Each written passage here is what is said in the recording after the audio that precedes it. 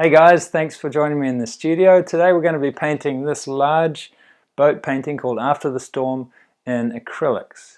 And I do talk you through painting it in oils as well, so it's equally applicable to acrylics and oils.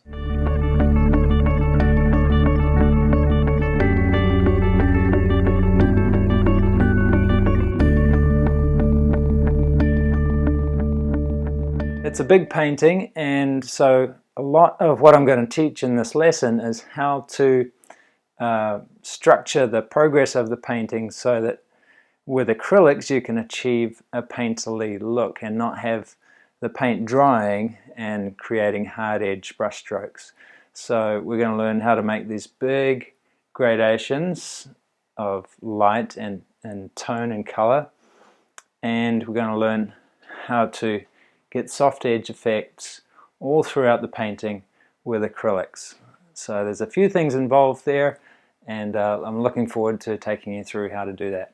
We're also going to look at how to achieve atmospheric depth in a painting, like not just making these further away from that, but making this further away than that, right?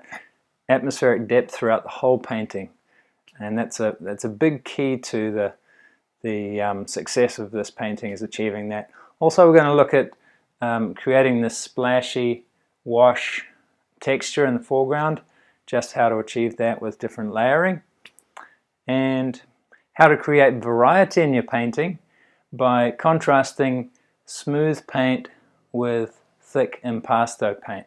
Obviously there's a lot more that goes into the painting, and I'm going to cover all of that, every brush stroke, as we go through. And I'm also going to tell you the epic story of this boat, which I think will give you tingles. It's a bit of a tearjerker, so get the tissues ready. And I think that the story behind it is a big part of why I love this painting so much.